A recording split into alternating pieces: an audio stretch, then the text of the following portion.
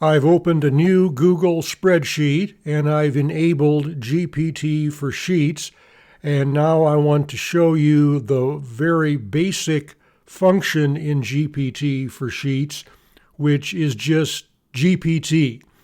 And after I work through this, you will probably ask the question, what was the point of doing that in GPT for Sheets, since you could do it just as easily, if not easier, in ChatGPT?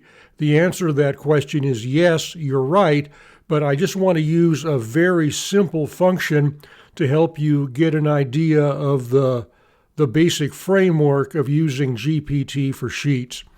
So I'm going to click in any cell, and I'm going to type the equal sign, and then GP, and then I'll see a drop-down menu of most but not all of the GPT for Sheets functions, and I'll choose the first one, which is just GPT, and now I get an open parentheses, and now I'm going to type the prompt.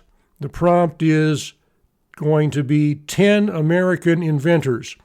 So I'm going to type a quotation mark and then 10 American inventors, quotation mark, closed parentheses.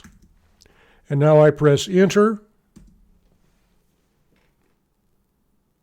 And I get a list of 10 American inventors with information about what they invented. And you'll see that all of this data is jammed into one cell. So we'll want to start using more sophisticated GPT for Sheets functions to manage this data better. But with just basic GPT, all of the information goes into one cell. Now I want to get rid of all this, so I'm going to select it, and then I'm going to click on Replace Formulas in Selection. And that'll just delete the formula, so the formula is not embedded in any of the text. And then once again, I'll select the text and delete it. So now I can start from scratch again. So in that case, I type the prompt within the formula. And that's a way of doing it, but it's not a very efficient way of doing it. Typically, you'll just type the formula, you'll type the prompt in a separate cell. So I'll type the prompt in a separate cell, and the prompt is 10 American inventors.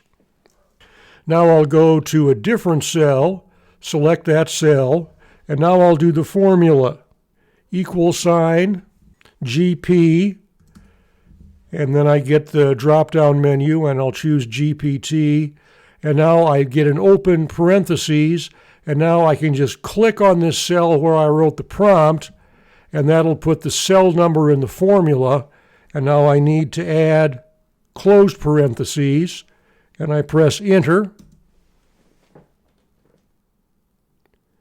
And once again, I get the list of 10 inventors, including some information about what they've invented.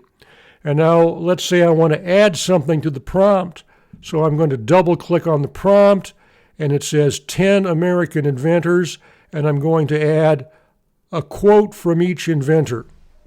So now the prompt is 10 American inventors and a quote from each inventor. And I don't have to edit the formula. I can just press enter, and the new formula will load. And now I see the list of inventors, and with each inventor I get a quote from the inventor.